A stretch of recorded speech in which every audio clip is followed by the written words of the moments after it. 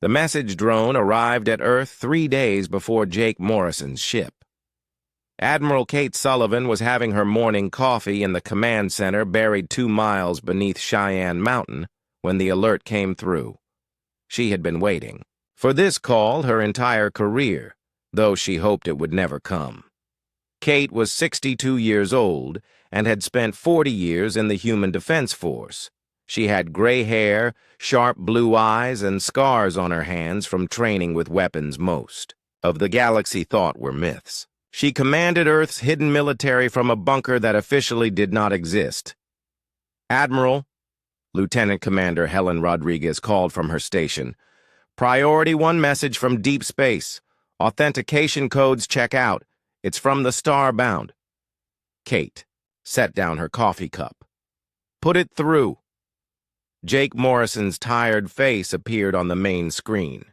He looked like he had not slept in days. "Admiral Sullivan, this is Commander Morrison. The Galactic Council has sent out an emergency broadcast. The Devourers have returned. They're requesting human assistance." Kate felt her heart rate increase, but her face remained calm.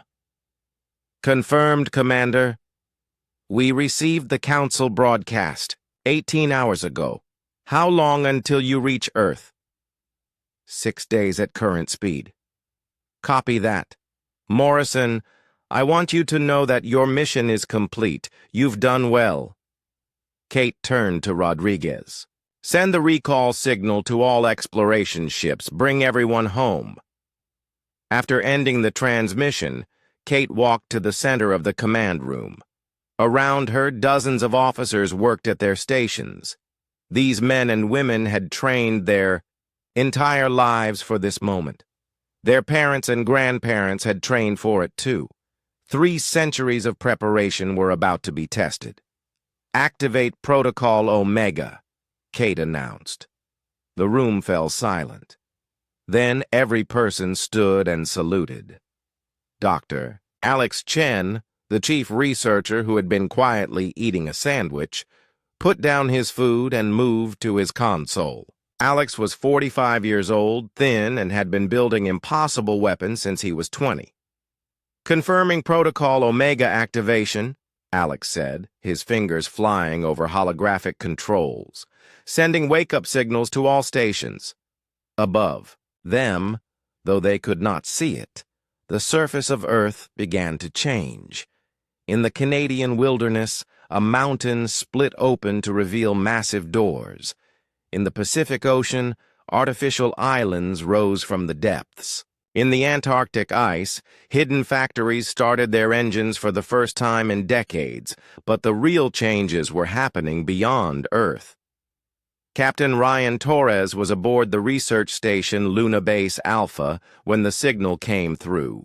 Ryan was 38 years old, an engineer who specialized in systems that had been sleeping for centuries. He had been born on the moon and had never seen Earth except through telescopes.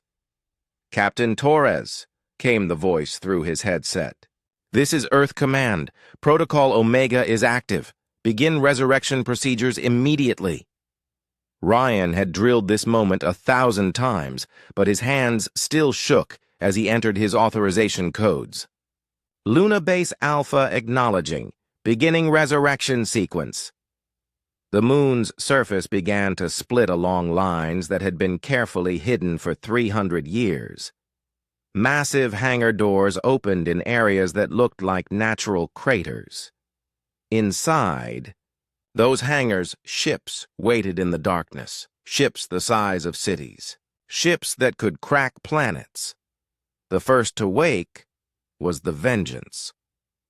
Captain Nicole Davis had been in cryogenic sleep for 6 months, rotating duty with her crew to keep the ship's massive systems maintained. Nicole was 34 years old, red-haired, and had been bred for war like her parents and grandparents before her.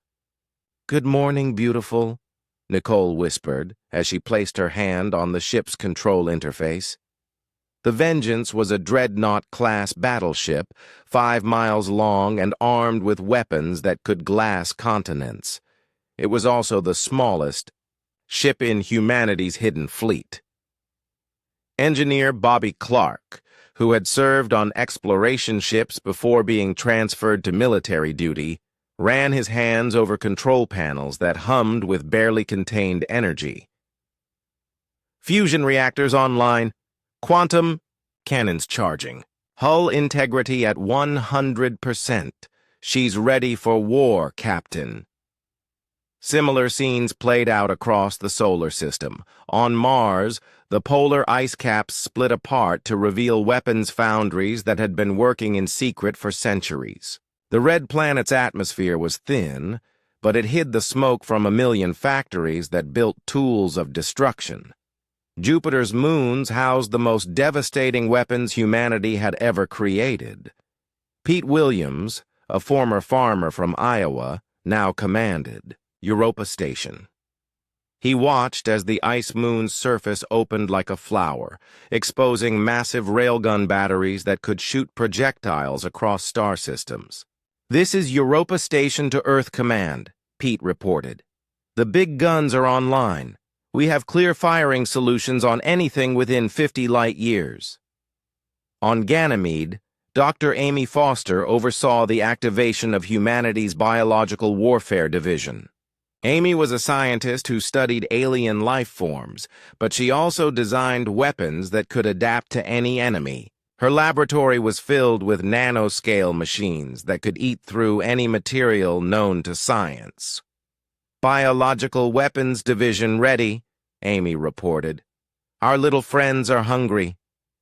Back on Earth, Admiral Kate Sullivan watched status reports flow in from across the solar system. 3 centuries of hidden preparation were coming online. Humanity had never stopped building weapons. They had just gotten very good at hiding them. "Admiral," Dr. Alex Chen called from his station. "I'm getting responses from deep space installations.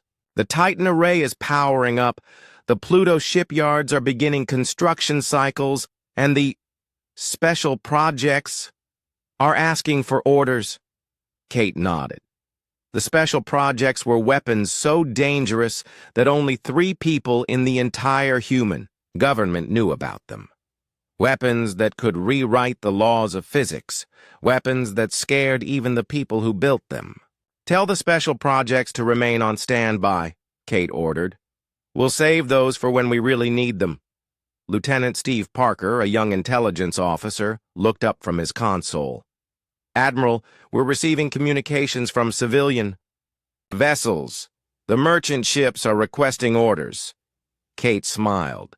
The galaxy thought human civilians were just farmers and traders. They had no idea that every human freighter carried enough hidden weapons to level a city. Every mining ship could become a warship. Every colony world was a fortress waiting to reveal its teeth. "Tell all civilian vessels to maintain their cover until ordered otherwise," Kate commanded. "We want this to be a surprise." As reports continued to flow in, Kate walked to the main display screen. It showed a tactical map of human space. Green dots represented active military installations. There were thousands of them, weapons platforms disguised as asteroids, battle stations hidden.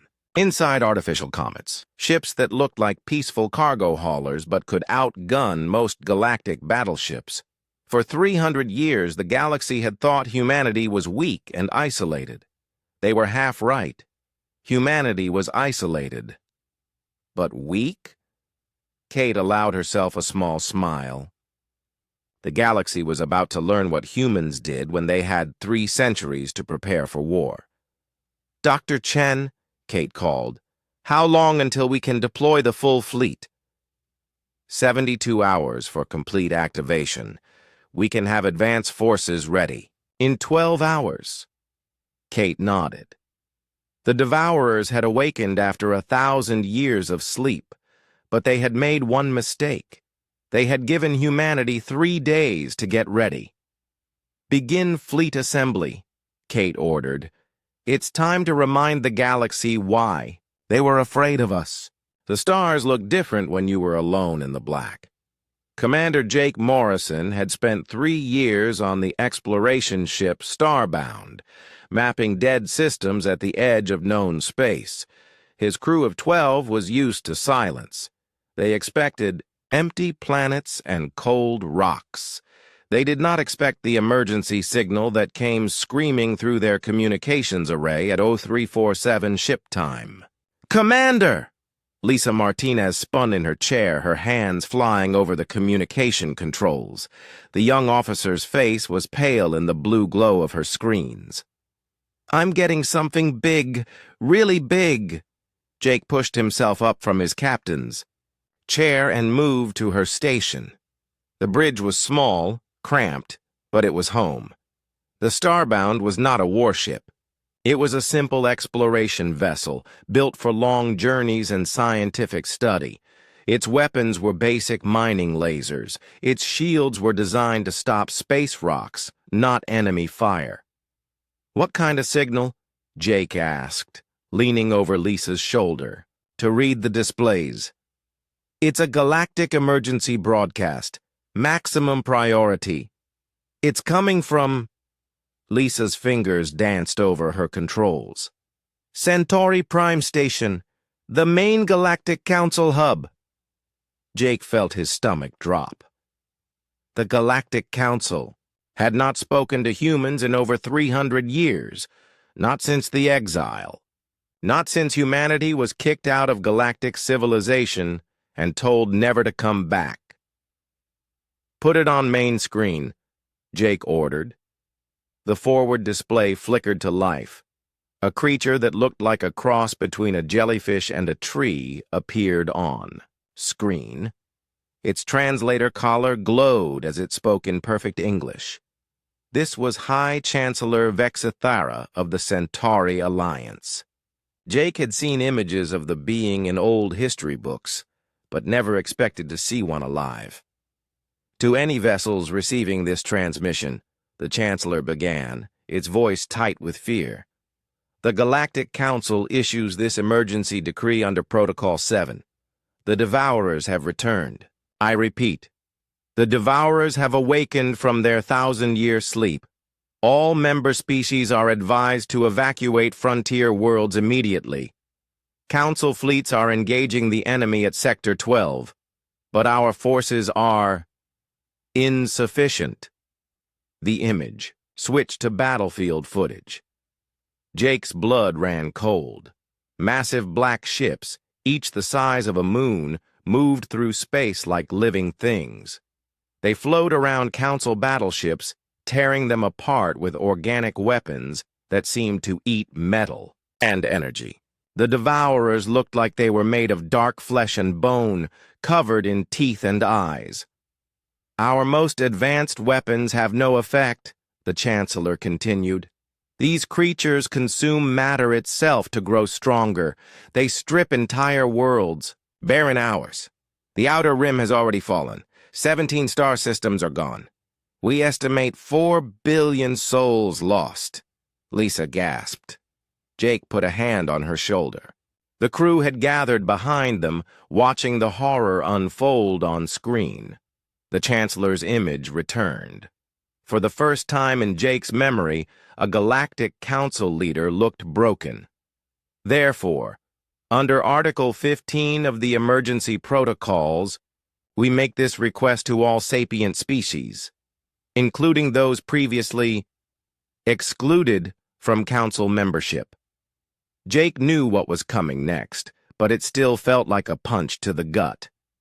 "We call upon the humans of Earth and her colonies. Your species was exiled from galactic society for your aggressive nature and destructive military technology. We deemed your weapons too dangerous for civilized space. But now, facing extinction, we ask for your aid. If any human vessels receive this message, please respond. The galaxy needs its warriors, however primitive your methods may be." The transmission ended. The bridge fell silent except for the quiet hum of life support systems. "Primitive methods," muttered Bobby Clark, the ship's engineer. He was an older man with gray hair and steady hands. They called us primitive after we saved their asses the first time. That was different, said Lisa quietly. That was 300 years ago. Our ancestors helped fight the Devourers back then, but the Council said we were too violent afterward, too dangerous to keep around. Jake nodded. He knew the history. After the first Devourer War, the other species had been terrified of human military technology. They formed the Galactic Council partly to keep humanity contained. Earth and her. Colonies were cut off from galactic trade, science, and communication. Humanity was left alone to develop in isolation. Set course for Earth, Jake ordered. Maximum speed. Sir? Lisa said carefully. That will take us 6 months, even with our best engines. Then we better get started. Jake turned to address his crew. I know this is scary. I know we're just an exploration ship, but we're the only humans close enough to Galactic Council space to get their message quickly. We need to carry this back to Earth.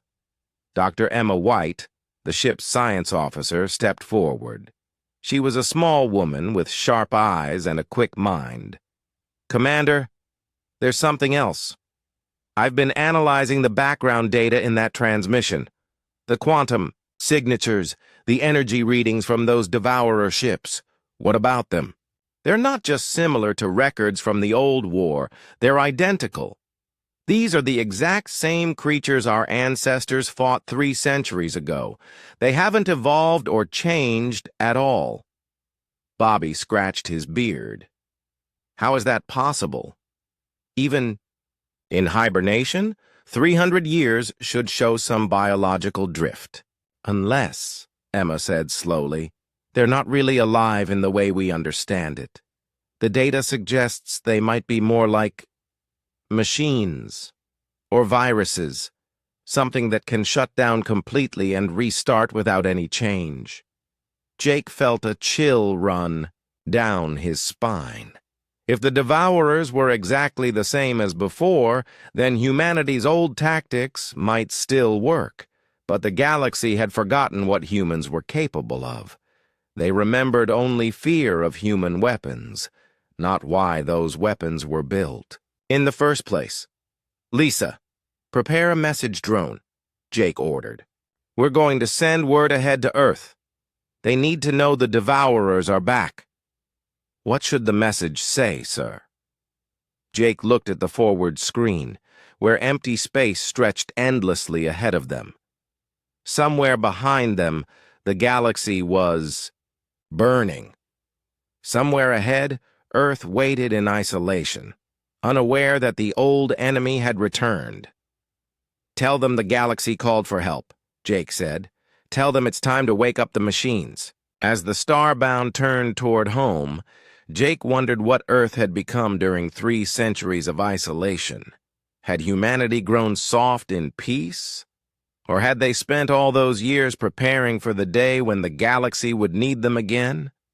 He suspected. He would find out soon enough. The Devourers were coming, and only humanity had ever made them bleed. The resurrection was beautiful and terrible to watch. Captain Nicole Davis stood on the bridge of the Vengeance as her ship's systems came online one by one. Each activation sent vibrations through the massive hull. 5 miles of titanium and quantum steel stirred to life like a sleeping giant. Power core at 90%, reported engineer Bobby Clark from his station. Bobby had transferred from exploration ships to military service 2 years ago. He thought he understood human technology. He was wrong. Admiral, these readings don't make sense.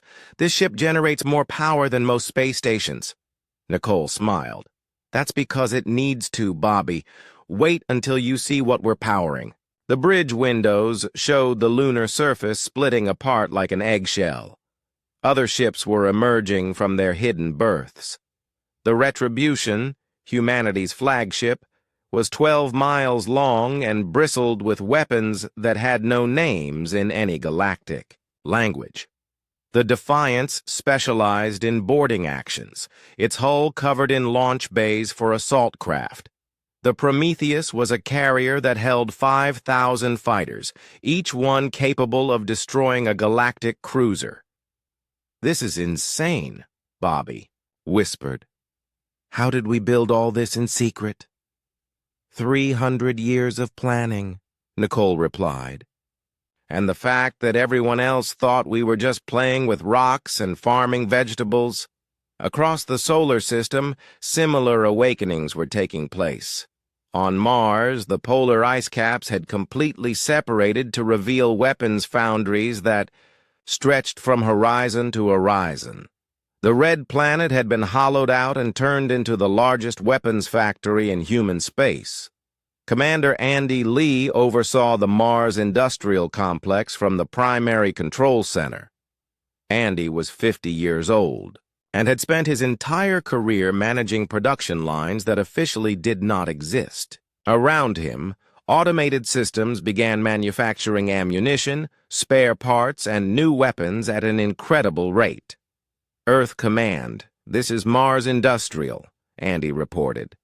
"We are at full production capacity. Current output, 50,000 missiles per hour, 10,000 plasma rifles per hour, and 500 combat drones per hour." "Copy that, Mars Industrial. Begin preparation for siege warfare supplies." Andy nodded and turned to his production teams.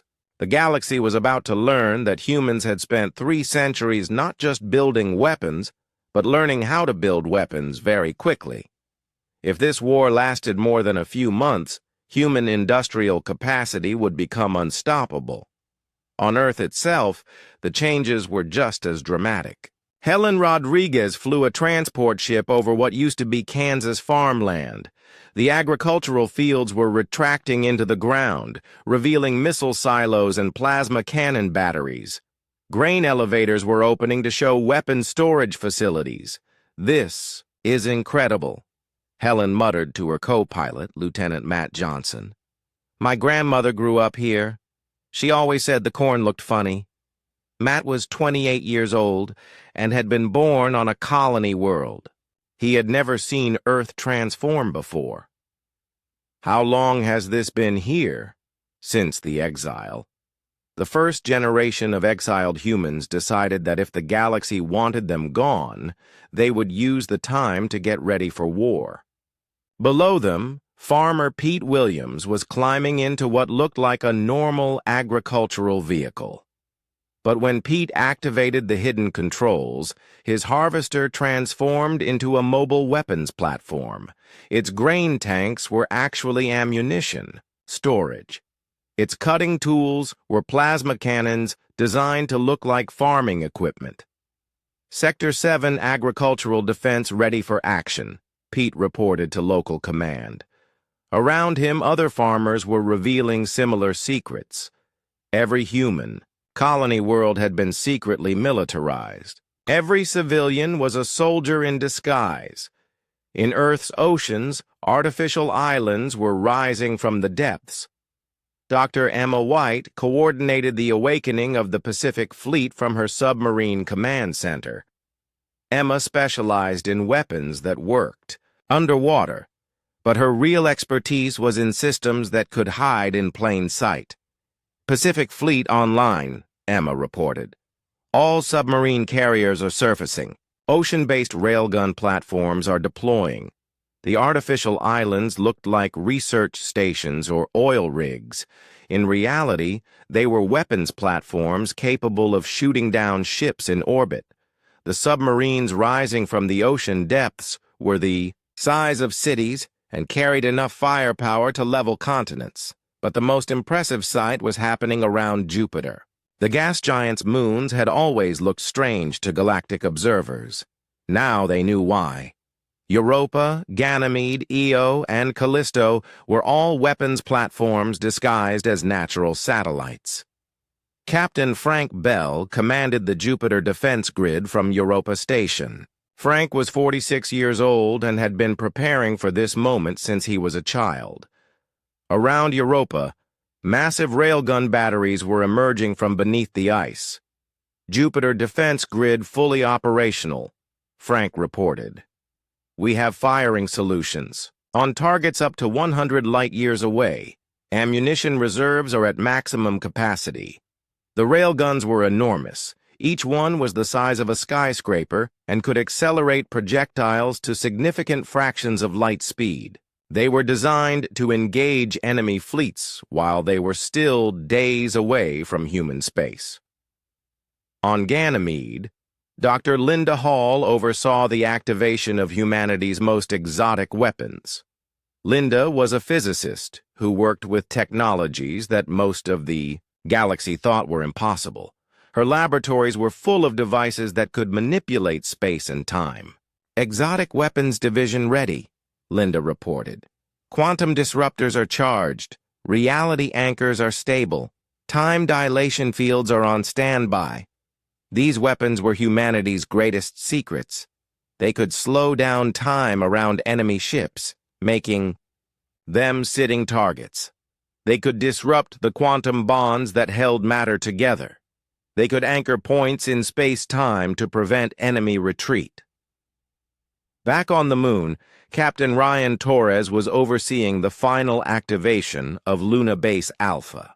The moon's surface was now completely open, revealing the largest concentration of warships in the galaxy. Hundreds of dreadnoughts floated in perfect formation, their hulls gleaming in the light of Earth's sun. Luna fleet ready for deployment, Ryan reported. All ships are armed and operational. Crews are at battle stations. Admiral Kate Sullivan watched the reports flow in from her command center beneath Cheyenne Mountain. The transformation was complete. Humanity had revealed its true nature to the universe. They were not farmers or explorers. They were warriors who had spent 3 centuries preparing for the return of their ancient enemy.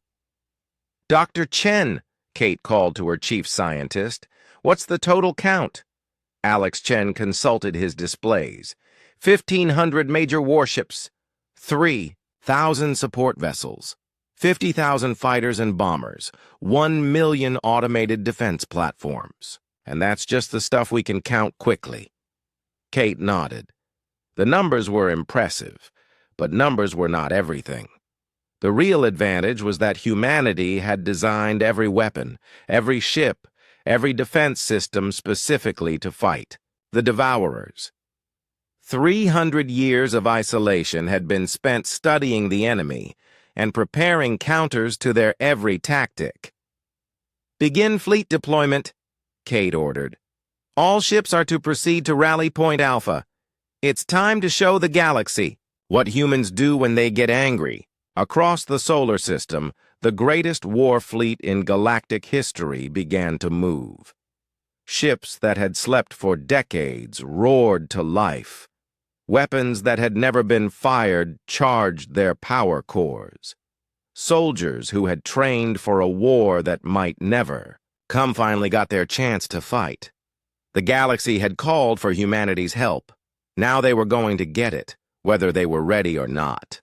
Lieutenant Colonel Steve Parker had seen many horrible things in his military career, but nothing prepared him for watching a planet die. He stood on the bridge of the stealth ship Shadow, watching through high-powered telescopes as the Devourers consumed the Zephyrian homeworld of Cassara Prime. "Distance to target?" Steve asked his pilot, intelligence analyst Amy Foster. 50,000 kilometers and holding, Amy replied. She was 32 years old, small and quiet, but she could fly a stealth ship through an asteroid field without triggering a single sensor. "We're well within their detection range, but the stealth systems are holding." The Shadow was humanity's newest reconnaissance ship.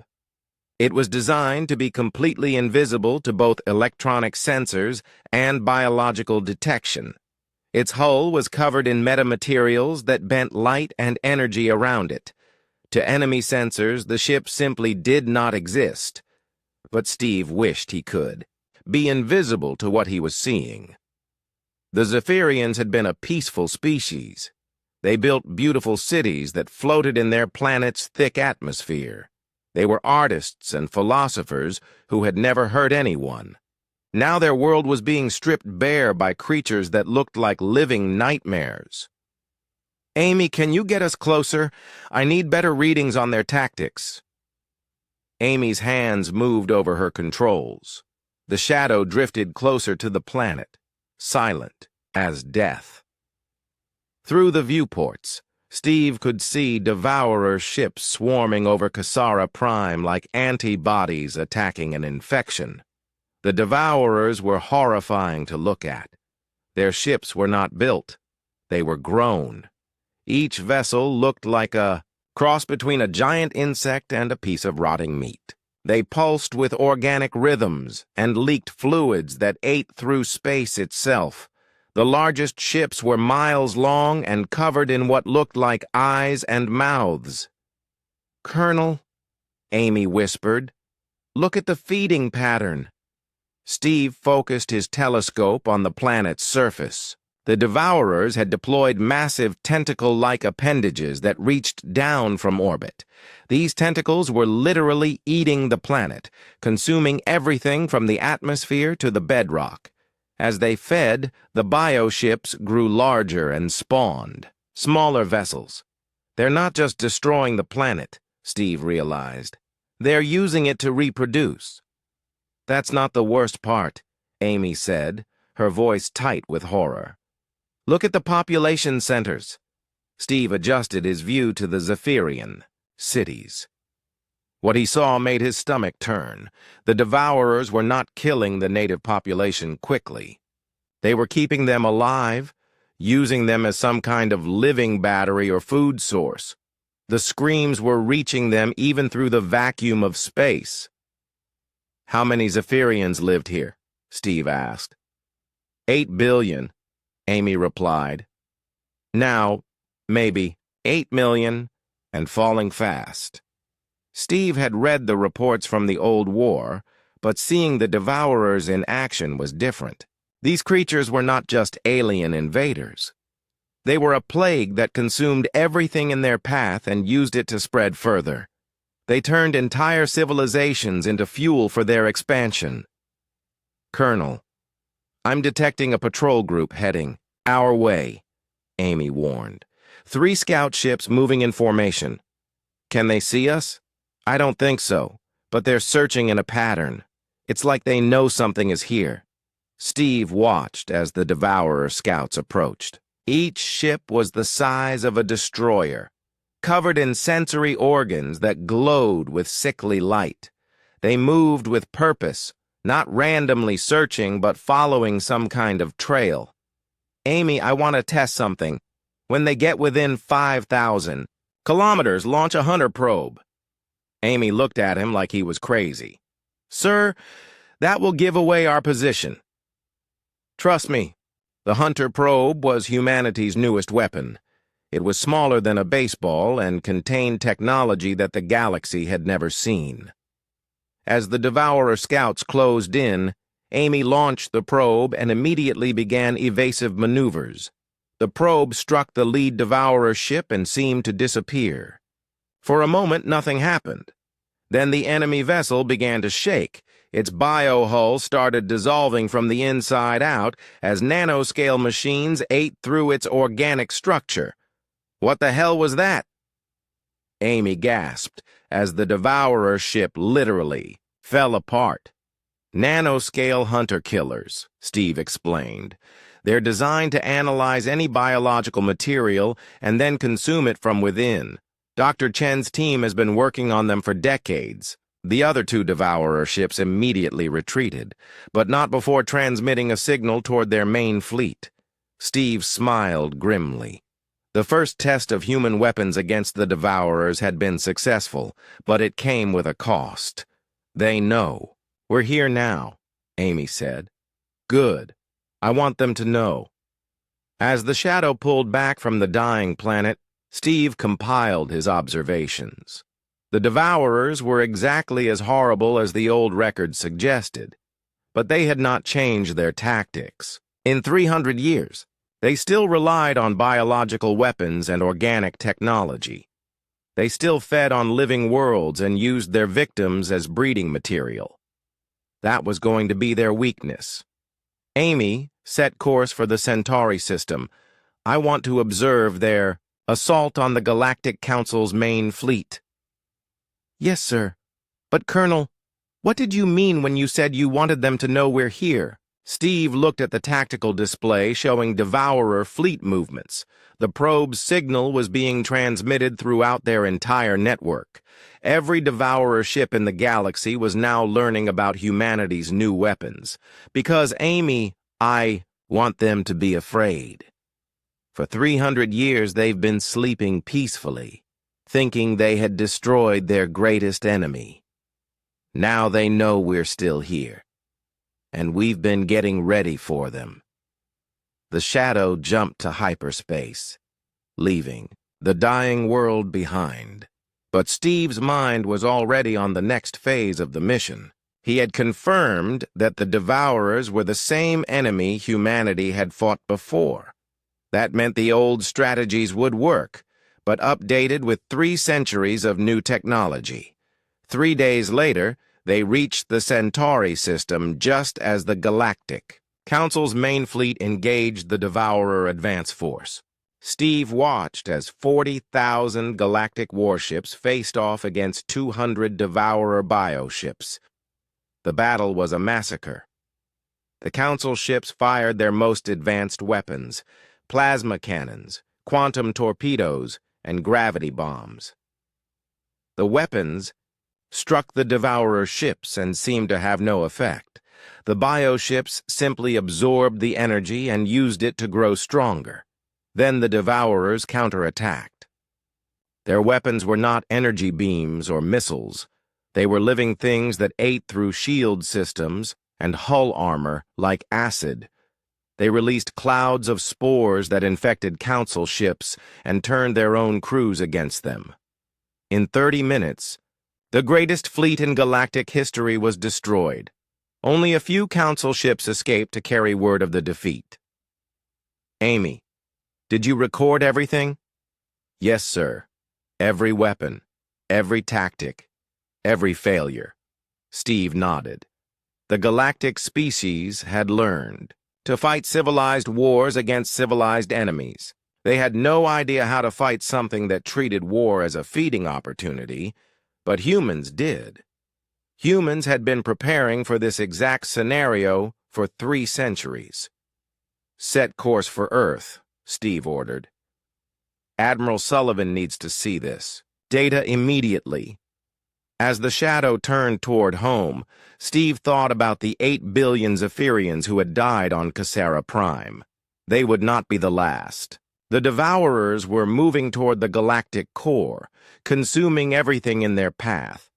Soon they would reach the heart of civilization itself. But first, they would have to go through humanity. And humans had learned some new tricks since the last war. The probe data was already being transmitted to Earth through quantum communication channels. By the time Steve arrived home, human weapons designers would have analyzed every detail of Devourer biology and tactics. New countermeasures would be ready for testing. The Devourers thought they were hunting down a defeated enemy. They had no idea they were walking into the most carefully prepared trap in galactic history.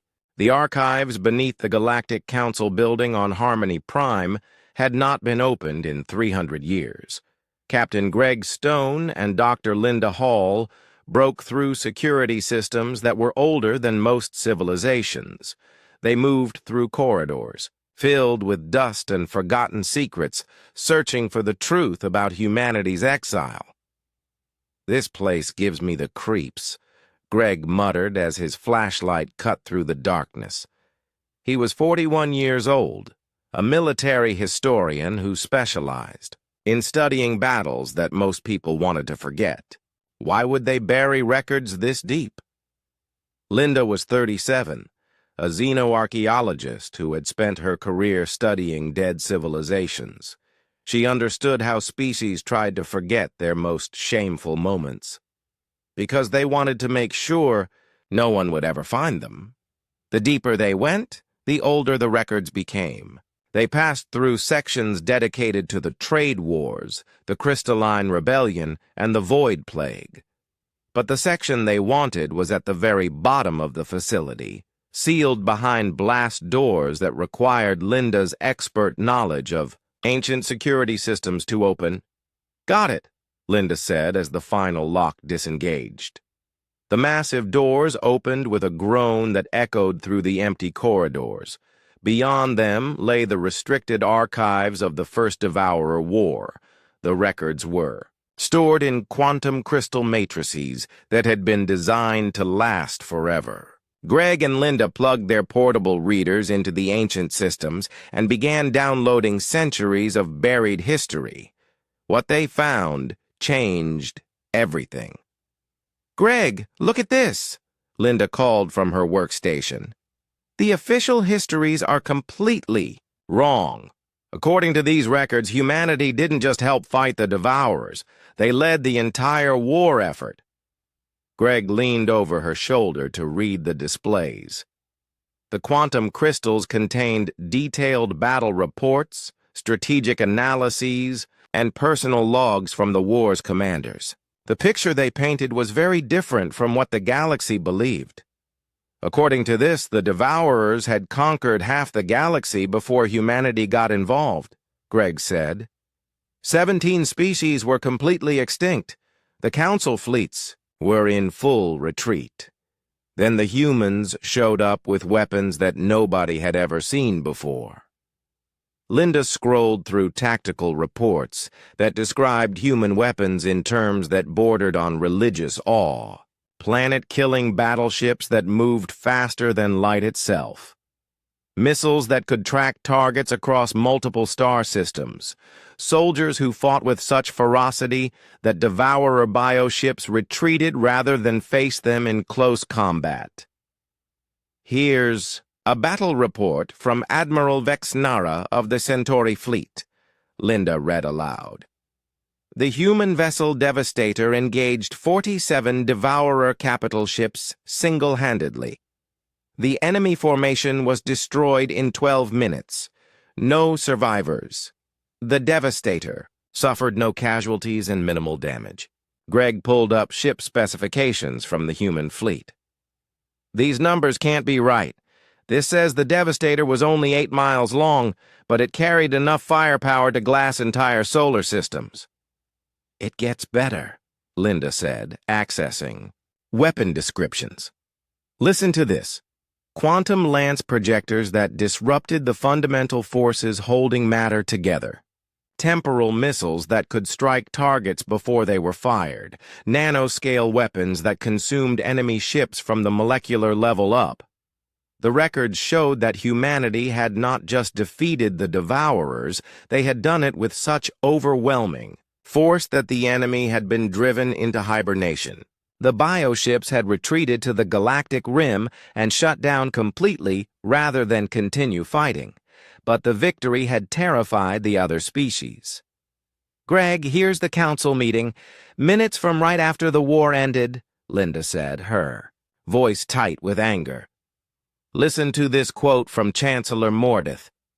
'The humans have saved us all, but they have also shown us what true horror looks like. Their weapons make the Devourers seem like children playing with toys. We cannot allow such power to exist in civilized space.' The records showed how the other species had worked together to exile humanity. They claimed it was for being too aggressive, but the real reason was fear.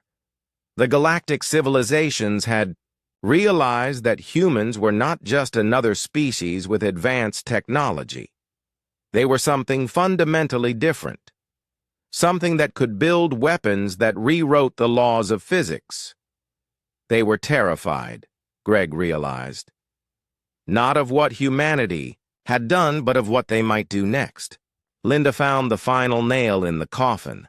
a secret agreement between all the major species to never reveal the true history of the war. They had agreed to make humanity look like primitive allies rather than the primary architects of victory. They had buried all records of human superweapons and convinced themselves that the threat was over. They made themselves forget, Linda said. They were so afraid of humanity that they chose to believe their own lies rather than face the truth. Greg was downloading the tactical specifications for human weapons when alarms began sounding throughout the archive facility. Security forces were finally responding to their break-in, but it was too late. They had already copied everything. "Time to go," Greg said, grabbing their equipment. As they escaped through maintenance tunnels, Linda transmitted their findings to Earth through quantum communication channels. Admiral Kate Sullivan would have the full truth within hours. But, more importantly, human weapons designers would have detailed specifications for technologies that had been considered lost. 3 days later, the information reached the front lines where Admiral Tony Mitchell was preparing humanity's response to the galactic crisis. Tony was 53 years old and had commanded human forces during several minor conflicts, but he had never imagined anything like what he was reading. "Are you telling me," Tony said to his science officer, Dr. Carol Adams, "that our ancestors had weapons that could manipulate time?" Carol was 44, a physicist who specialized in technologies that pushed the boundaries of possibility. She had been studying the archived weapon specifications for 72 hours straight. "Not just manipulate time, Admiral. According to these records, they had missiles that could strike targets in the past. How is that possible? Quantum mechanics allows for some very strange effects when you have enough energy," Carol explained. "The temporal missiles created localized time loops. They would fire, travel back a few seconds, and strike their target before they were launched. It made defense impossible." Tony looked at the tactical implications.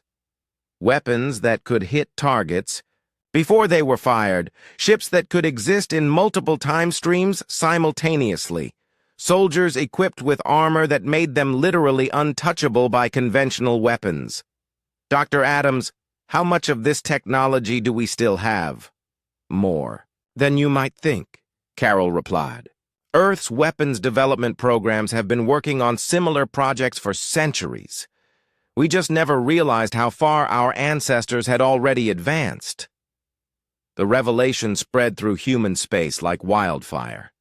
Veterans who had trained with weapons they thought were experimental learned that they were actually recreations of proven designs. Scientists who had been working on impossible projects discovered that their research was following paths already explored centuries ago. But the most important discovery was happening on distant monitoring stations at the edge of human space. Long-range sensors were detecting massive movement in the galactic rim. The Devourers were not just returning, they were coming in force. Commander Diane Murphy commanded the Deep Space Station Outpost 7. She was 39 years old and had spent 15 years watching empty space for signs of enemy activity. Now her sensors were lighting up like a festival display. "Earth Command, this is Outpost 7, Diane transmitted. "We have multiple contacts emerging from hibernation in Sector 15. Count is... Wait, this can't be right." "Outpost 7, Earth Command. Report your findings." Diane double-checked her readings. "Sir, I'm showing approximately 50,000 Devourer capital ships coming online. They're forming up in attack formation and heading for the galactic core." The number was staggering. 50,000 ships, each the size of a moon, all moving with coordinated purpose. This was not a raiding force or an exploratory fleet. This was an invasion armada designed to consume entire civilizations. But more importantly, it meant the Devourers remembered humanity from the First War. They had been sleeping for 3 centuries, building up their forces for a rematch against the species that had humiliated them. They know we're here, Diane realized. They're not just coming back to finish conquering the galaxy. They're coming for revenge. Back on Earth, Admiral Kate Sullivan studied the incoming reports with grim satisfaction. The galaxy had called for help, not knowing that they were asking the very species they had exiled out of fear. The Devourers were returning in force, thinking they would face the same primitive humans who had barely defeated them before. Both sides were about to get a very unpleasant surprise. Dr. Chen, Kate called to her chief scientist, begin implementation of the advanced weapon systems. It's time to show both the galaxy and the Devourers what 3 centuries of isolation really accomplished. The greatest war in galactic history was about to begin, and humanity was finally ready to stop pretending they were anything other than the most dangerous species in the universe. The Devourer Armada arrived at the edge of human space, expecting to find scattered colonies and primitive defense stations. Instead, they faced the largest concentration of military power the galaxy had ever seen. Admiral Kate Sullivan's Iron Fleet waited in perfect formation. 1,200 dreadnoughts, each one a masterpiece of 3 centuries of weapons development. Admiral Kate stood on the bridge of the Retribution, humanity's flagship. The massive ship was 15 miles long and contained technology that redefined what was possible in warfare. Around her, the bridge crew worked with calm efficiency. These men and women had trained their entire lives for this moment. Enemy fleet composition? Kate asked her tactical officer, Commander Lucy Grant. Lucy was 35 years old and had spent 15 years studying Devourer tactics. She had memorized every battle from the First War and designed countermeasures for every enemy strategy. 52,000 capital ships, approximately 3 million smaller vessels. They're arranged in a biocluster formation, just like the historical records predicted. Range to target? 1 million kilometers and closing. They'll be in weapons range in 40 minutes. Kate nodded. The Devourers were moving slowly, confidently. They expected to face the same level of resistance they had encountered 3 centuries ago. They had no idea what humanity had accomplished during the exile. Signal the fleet, Kate ordered. All ships are to remain in defensive formation until the enemy reaches optimal range. I want them nice and close when we spring the surprise. The Iron Fleet held position as the Devourer Armada approached. To enemy sensors, the human ships looked impressive but manageable. The Devourers had fought similar fleets before and won. What they could not detect were the weapons hidden throughout the Proxima system. Captain Frank Bell commanded the orbital defense grid from his station on Proxima Station. Frank was 48 years old and had overseen the construction of the most advanced defense network in human history. The system looked like a collection of research stations and mining platforms. In reality, it was a trap that could destroy. Fleets, orbital defense is ready, Frank reported to the flagship. All platforms are online and targeting solutions are locked. Hidden throughout the system were weapons platforms disguised as asteroids, space stations that were actually massive cannons, and mining ships that carried enough firepower to level planets. The Devourers were flying into a killing field without knowing it. On the surface of Proxima Centauri B, Major Chris Young prepared his assault teams for what was coming. Chris was 33 years old and specialized in boarding actions against bioships. His soldiers were equipped with armor and weapons that had been specifically designed to fight inside living enemy vessels. Remember, Chris addressed his troops, these ships are alive. They'll try to heal damage, seal breaches, and digest any of us they capture. Stick to the plan, move fast, and don't let them adapt to our tactics. The boarding teams carried weapons that were more like surgical instruments than traditional arms. Quantum disruptors that could shut down biological processes, neural scramblers that confused organic computer systems, nanoscale viruses designed to turn the enemy's own biology against them. As the Devourers closed to weapons range, Kate gave the order that would change galactic history. All ships, open fire. The Iron Fleet revealed its true nature. What had looked like conventional plasma cannons were actually quantum lance projectors that could tear holes in space-time itself. The missiles that launched from human ships were not simple explosives, but temporal weapons that struck their targets before they were fired. The lead wave of Devourer ships simply vanished. One moment they were advancing in formation, the next they were gone, erased from existence by weapons that attacked the fundamental forces holding matter together. "What the hell?" Lucy gasped from her tactical station. "Admiral, the quantum lances are working perfectly, but the power readings don't make sense. We're generating more energy than our reactors should be able to produce." Kate smiled. "That's because we're not just using our reactors, Commander. We're tapping into the quantum vacuum itself. Unlimited energy for unlimited destruction." The battle became a demonstration of human technological superiority. Devourer bioships that had seemed unstoppable were cut apart by weapons that rewrote physics. Enemy weapons that consumed conventional matter had no effect on human shields that existed in multiple dimensions simultaneously, but the Devourers adapted quickly. They began spreading out, using their smaller ships as shields, and deploying weapons that targeted the quantum fields themselves. The battle shifted from a one-sided massacre to a genuine fight. "They're learning," Lucy reported. "Enemy ships are modifying their biohulls to resist quantum disruption. They're also jamming our temporal targeting systems." "Then we escalate," Kate decided. "Signal Captain Davis. Tell her to deploy the special ammunition." Captain Nicole Davis commanded the dreadnought Vengeance from its heavily armored bridge. Nicole had been waiting for this order her entire career. She turned to her weapons officer, Lieutenant Paul King, a young man who had trained on weapons that officially did not exist. "You heard the Admiral," Nicole said. "Load the reality bombs." Paul's hands shook slightly as he entered the authorization codes.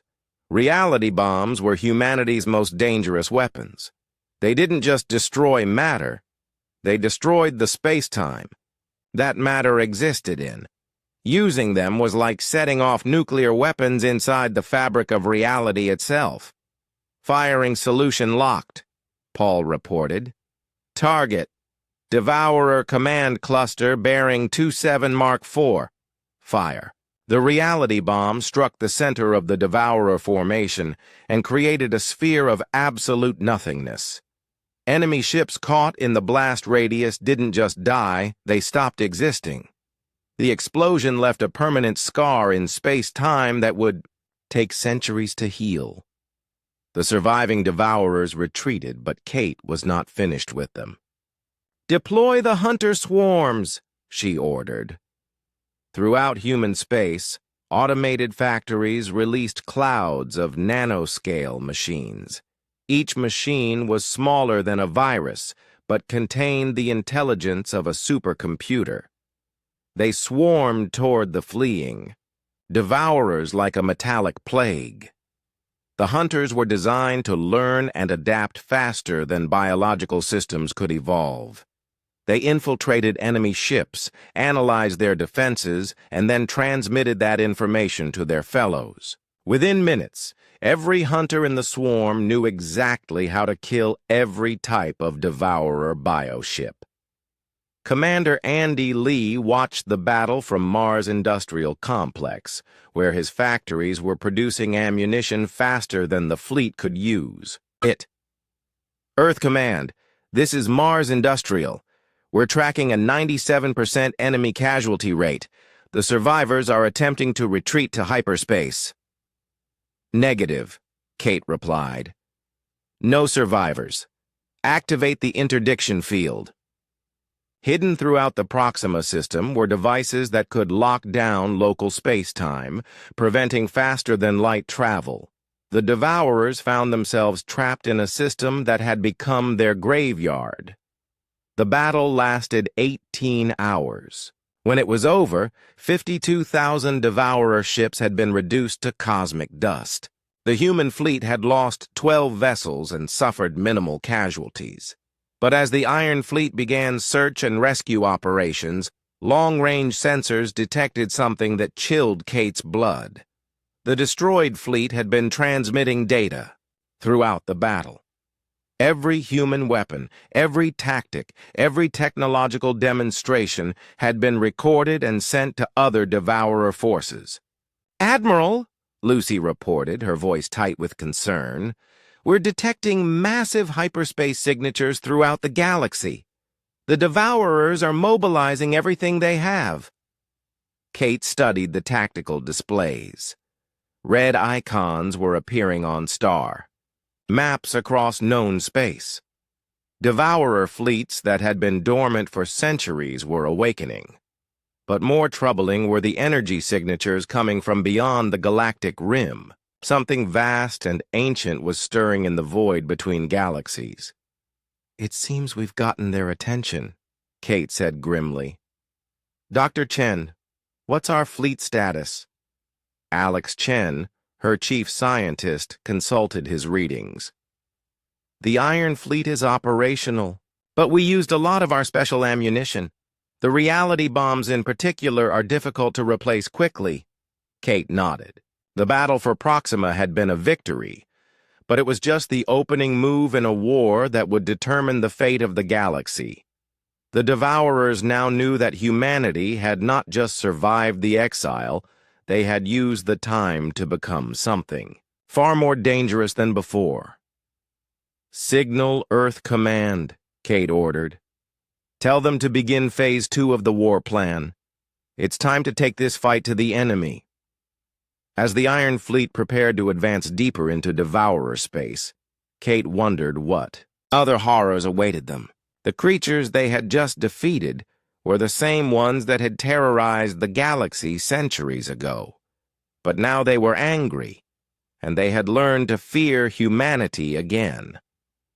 The real war was just beginning, and Kate suspected that before it was over, both sides would have to use weapons that would scar the galaxy forever. Dr. Andy Lee was monitoring deep space sensors from his laboratory on Mars when the readings began to make no sense. For 3 days after humanity's victory at Proxima, the galaxy had been celebrating. Devourer fleets were retreating from dozens of systems. The nightmare was apparently over. Then the sensors detected something that made Andy question his sanity. "This can't be right," Andy muttered, recalibrating his instruments for the 5th time. He was 51 years old and had spent 30 years studying cosmic phenomena. He had never seen anything like the readings coming from the galactic void. The Deep Space Monitoring Network was humanity's most advanced early warning system. Sensor stations positioned between galaxies could detect energy signatures from thousands of light-years away. What they were showing now was impossible. Andy activated his emergency communication channel. "Earth Command, this is Deep Space Monitoring Station Alpha. I need to speak with Admiral Sullivan immediately." Admiral Kate Sullivan was in her command center reviewing battle damage reports when the call came through. She had been celebrating humanity's first major victory in 3 centuries, but Andy's voice carried a tone that made her blood run cold. "Admiral," Andy said, his voice shaking slightly, "the Devourers weren't attacking us. They were running from something." Kate felt the temperature in the room drop several degrees. "Explain." I've been analyzing movement patterns from the past 6 months. The Devourers didn't wake up to resume their expansion. They were fleeing from something in the intergalactic void, something that scared them enough to abandon their feeding grounds and seek shelter in our galaxy. The implications hit Kate like a physical blow. If something could frighten the Devourers, something that saw entire civilizations as food sources, then what was coming next would be beyond imagination. "How long do we have?" Kate asked. "Based on the energy signatures I'm tracking, maybe 48 hours before the first contacts reach our galaxy." Kate immediately activated humanity's highest alert protocols. Within minutes, emergency signals were racing through quantum communication networks to every human facility in the galaxy. The celebration was over. The real war was about to begin. Commander Diane Murphy received the alert at Outpost 7, humanity's most distant observation station. Diane was 41 years old and had spent half her life watching empty space for signs of danger. Now her sensors were detecting something that defied description. "Earth Command, this is Outpost 7, Diane transmitted, her voice tight with controlled terror. "I have visual contact with unknown entities, transmitting data now." The images that came through the quantum link showed darkness that moved with purpose, not ships or creatures, but holes in space itself that consumed light, matter, and energy without leaving any trace. They moved in formations that hurt to look at, geometries that violated the basic principles of three-dimensional space.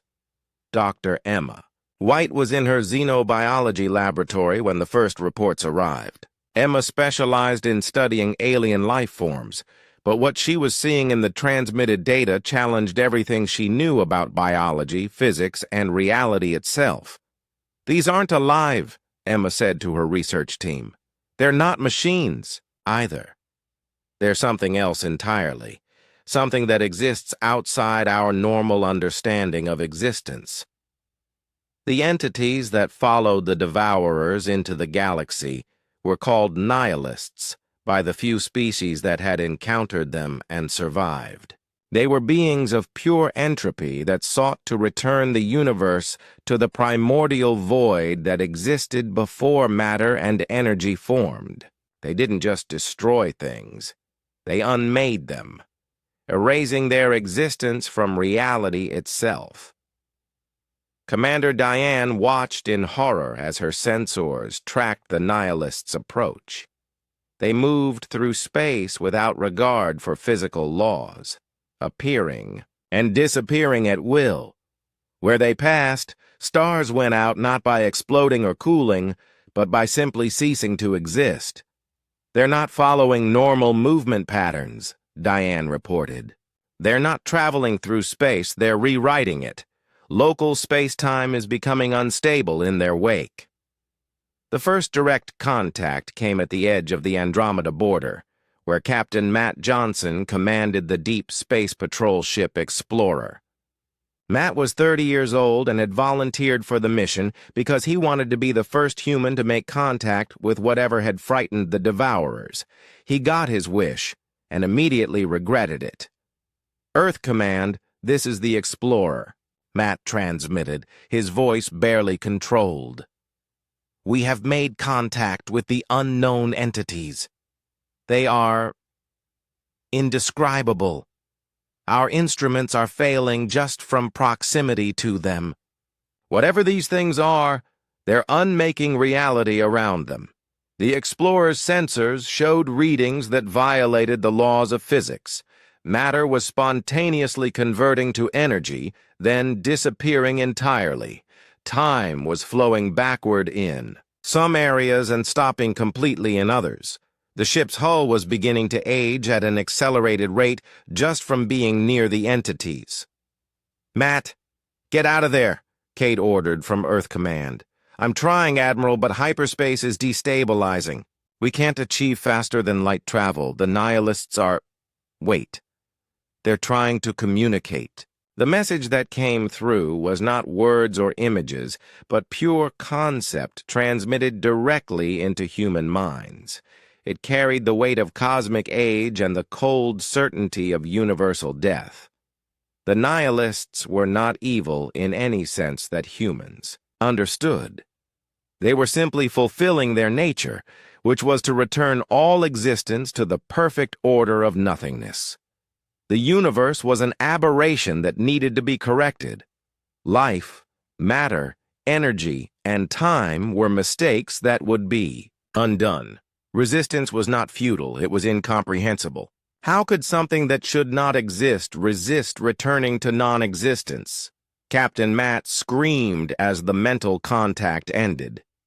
His ship's crew found him unconscious at his command station, muttering equations that described how to unravel the quantum foundations of reality. When he woke up 3 hours later, he had aged 20 years, and his hair had turned completely white.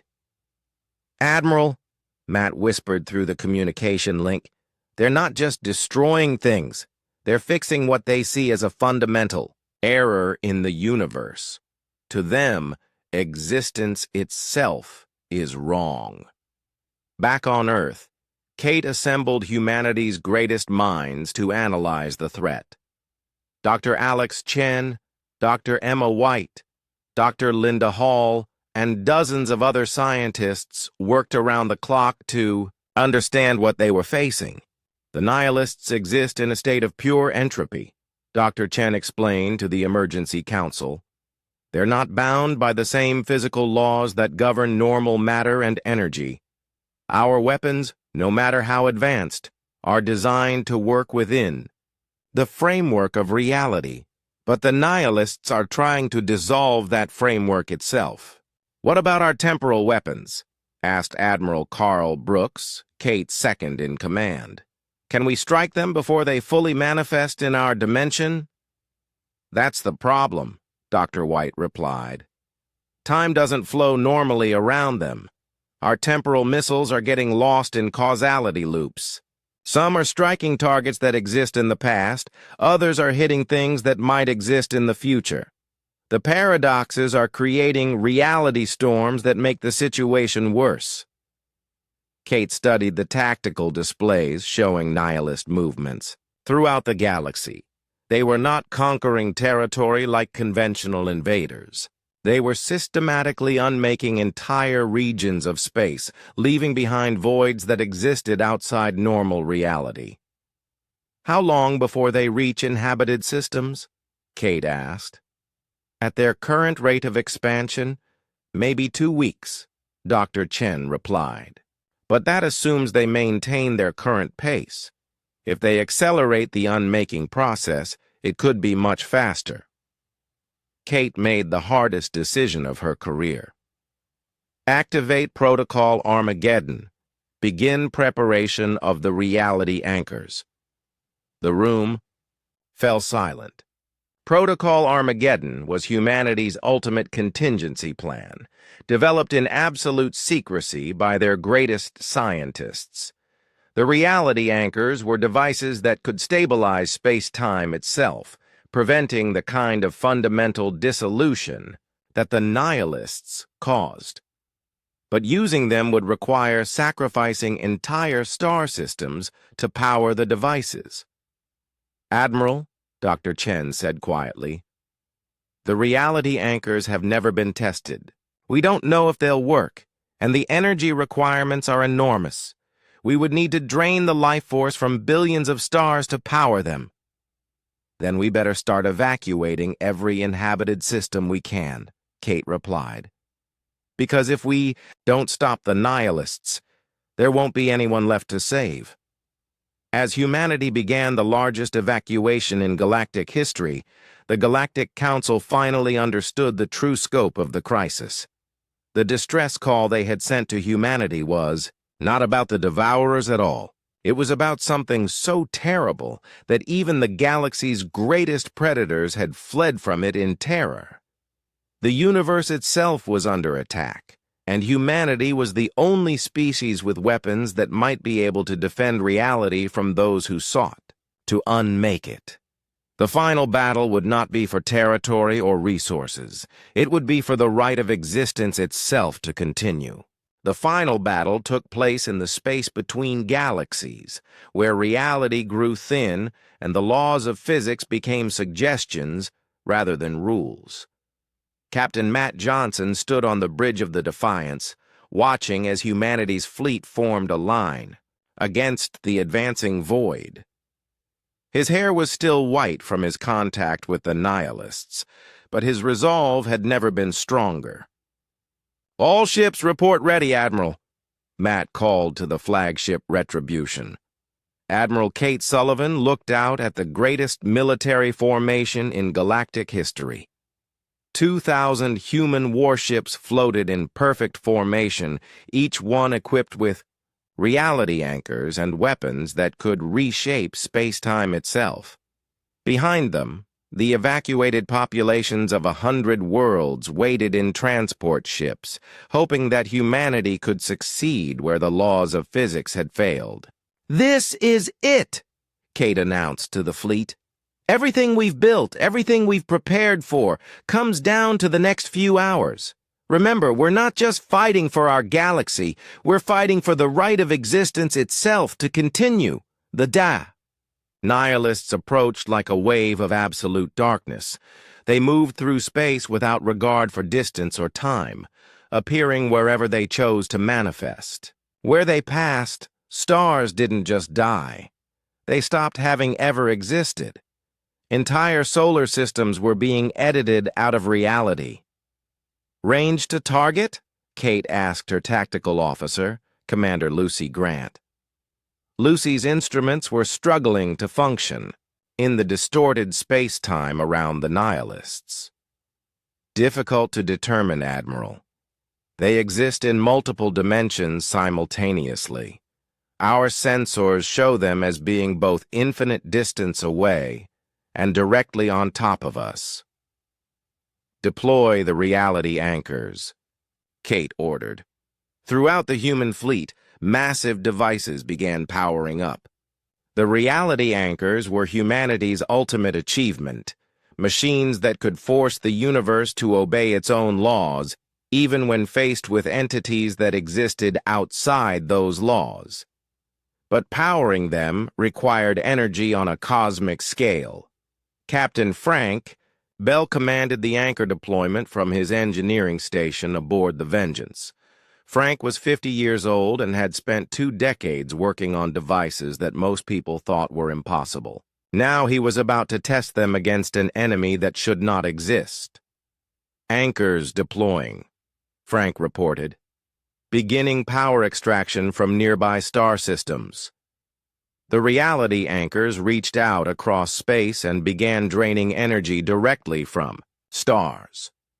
Suns that had burned for billions of years began to dim as their nuclear fires were channeled into humanity's weapons. It was a terrible price to pay, but the alternative was the complete dissolution of reality.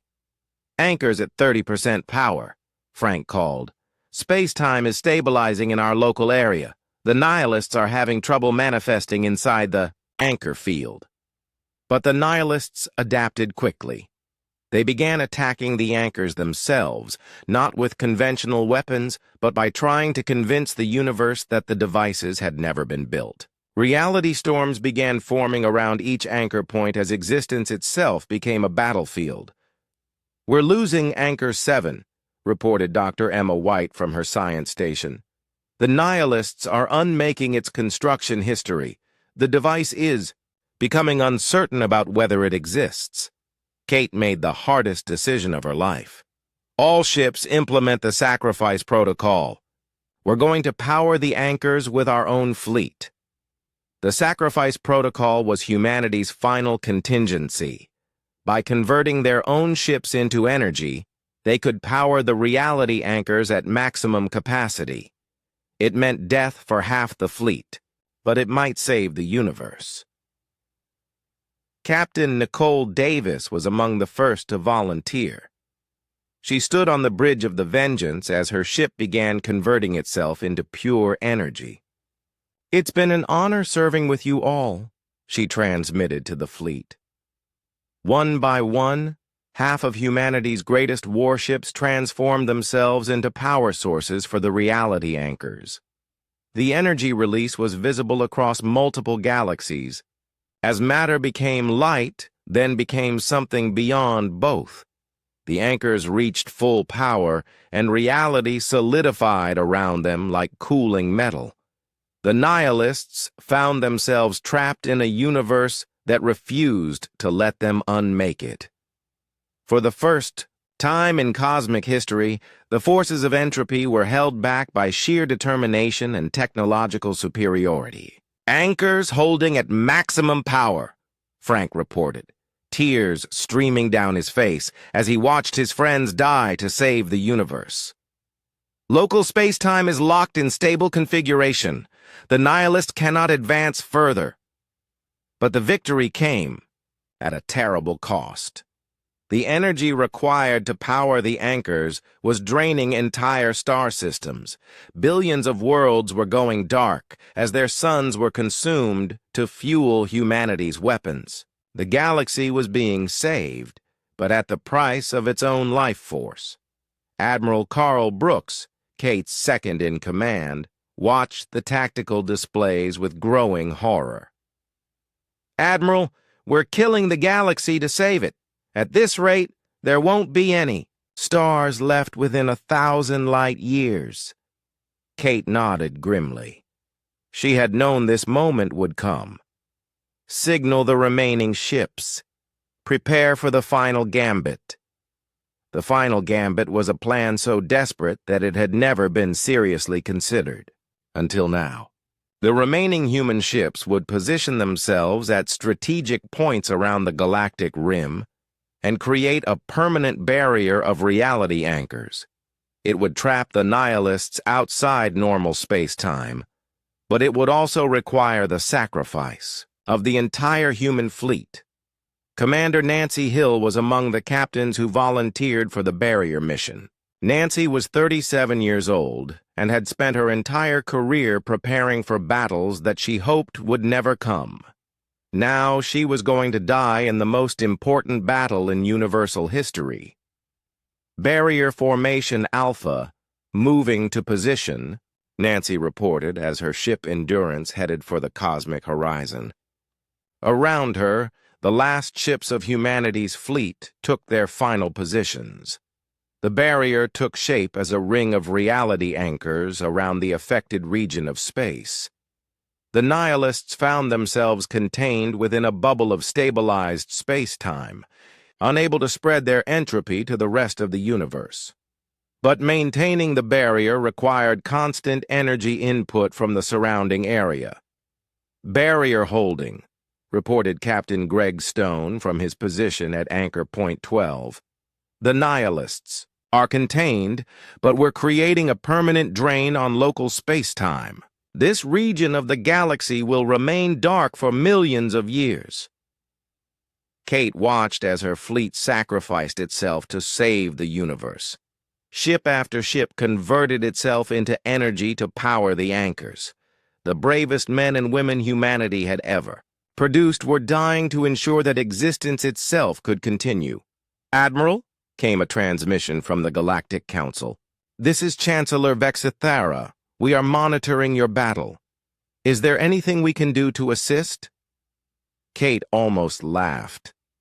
After 3 centuries of exile, after being called primitive and dangerous, the galaxy was finally asking how they could help humanity save them all. "Just remember this," Kate replied. "Remember that when the universe needed defenders, humanity was here." The final phase of the battle lasted 6 hours. When it was over, the nihilists were contained within a prison of stabilized reality, trapped in a region of space that would serve as their eternal cage. But the cost had been enormous. Half of humanity's fleet was gone, converted to energy to power the prison. Dozens of star systems had been drained of life to fuel the reality anchors. Dr. Maria Lopez surveyed the aftermath from her research station. Maria was a physicist who studied the fundamental forces that held reality together. What she saw now was a wound in space-time that would take millennia to heal. "The reality damage is extensive," Maria reported to Earth Command. "We've created permanent scars in the fabric of space itself. These regions will remain unstable for thousands of years." But the universe survived. Life continued. The galaxy could rebuild. 6 months after the final battle, the surviving galactic species offered humanity full membership in a reformed council, not as equals, but as protectors. The other species had finally understood what they had exiled. 3 centuries ago, the galaxy's greatest guardians. Commander Nancy Hill, one of the few barrier mission survivors, accepted the offer on behalf of humanity. Nancy had been promoted to admiral after her heroic actions during the final battle. She stood before the assembled representatives of 100 species and spoke for all of humanity. "We accept," Nancy said simply, "but understand this. We are not your servants or your weapons. We are your guardians because we choose to be. And if the universe ever needs defending again, humanity will be here." Engineer Paul King oversaw the construction of new watch stations at the galaxy's edge. Paul had survived the final battle, and now dedicated his life to ensuring that nothing like the nihilists could ever threaten reality again. The watch stations were equipped with early warning systems and emergency reality anchors, ready to respond to any future crisis. As he worked, Paul often looked toward the dark region where the nihilists remained trapped. The prison was holding, but he knew it would not last forever. Someday, the forces of entropy would find a way to escape their cage. When that day came, humanity would be ready. The galaxy had learned to fear humanity's power.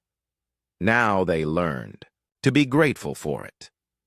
The species that had been exiled for being too dangerous had become the universe's last line of defense against the forces that sought to unmake existence itself.